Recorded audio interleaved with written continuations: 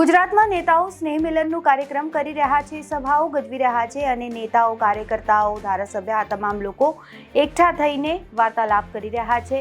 પાર્ટીને કઈ રીતે મજબૂત કરવામાં આવે, સમાજને કઈ રીતે મજબૂત કરવામાં આવે, શું એવી પ્રવૃત્તિઓ કરવામાં આવે, કાર્ય કરવામાં આવે તેની ચર્ચા વિચારણા કરી રહ્યા છે. ત્યારે નેતાઓ પણ જ્યારે પોતપોતાના ગામે પહોંચી રહ્યા છે, સભાને સંબોધી રહ્યા છે, ત્યારે ખાસ સમાજને લગતા અનેક ટકોર છે, અનેક નિવેદન છે એ પણ કરવામાં આવી રહ્યા છે.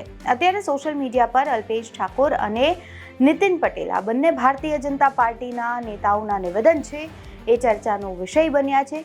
બંને નેતાઓ પોતાના સમાજને ખાસ ટકોર કરી રહ્યા છે, નિવેદન આપી રહ્યા છે અને શું સલાહ આપી રહ્યા છે સાંભળીએ. કે આ જમીન મૂકીને ગયા, જો જમીનો ના પડ્યો તો આપણે કરતા શું? બાપ દાદા પેટે પાટા બાંધીને જમીનો સાચવી અને અત્યારે દીકરાઓ ગાડીઓ માટે ને બંગલા માટે ને લગ્નના ટેસડા માટે પેટે પાટા બાંધી અને તમને ઉછેર્યા ને એના માટે જમીનો વેચવા નીકળે તો એને કોઈ કહેનારું છે કે નહીં? કોઈએ જમીન વેચીને ફેક્ટરી નાખ્યો હોય એક બતાવો, લાવો મને.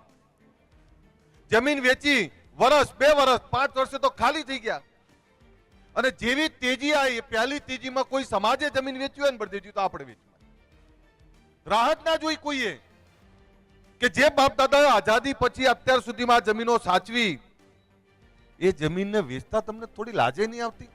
અને શેના માટે? જગદીશભાઈ બળદેવજીએ કીધું કે અમારા દીકરાનો મેં સમૂહ લગ્નમાં પરણ્યા છે. તંજનજીએ કીધું તેમને 100 વાર બોલવાનો અધિકાર છે કે તમે બચત કરો, ખોટા ખર્ચામાં બહાર નીકળો. હું મારી એ વાત કરું કે મારા દીકરાને એ ધાનેરાની દીકરી છે પણ હું ના પાર કરતો હતો. મમ્મી પપ્પાએ અને બધાએ નક્કી કર્યું કે ભાઈ આપણે કોઈ બીજા ખર્ચા નહીં કરવા. મારા ઘરમાં જ સાદગીથી 10-15 હજાર રૂપિયા લગ્ન કરી દીધા. હવે આપણે બીજી વાત કેવી આવે છે કે ભાઈ બધાનું ખાધું છે, ખવડાવવું પડે. કોણ પૂછે તમને?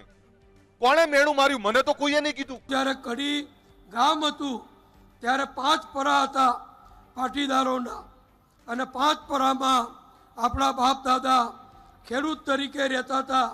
લગભગ 80% 90% ઘરે ભેંસો બાંધેલી હતી.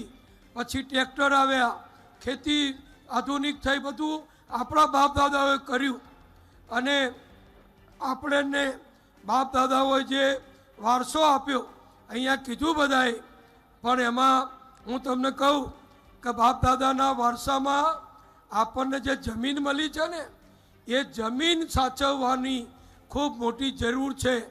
આપણે જો આજે સુખી કહેવાતા હોઈએ, લાખોપતિ કહેવાતા હોઈએ તો ફક્ત ને ફક્ત આપણી મહેનતથી નહીં, આપણી બુદ્ધિથી નહીં, આપણા બાપ દાદાઓએ આપણને વારસામાં કડીથી માંડીને ગામડા સુધી અને આખા ગુજરાતમાં જે જમીનો આપી છે એ જમીનોની ભાજપ સરકારના કારણે, સાંભળી લેજો શબ્દ, કોઈને ખુશ કરવા નથી કહેતો, ભારતીય જનતા પક્ષની સરકારો બની ગામડે ગામડે ખેડૂતોની સલામતી વધી.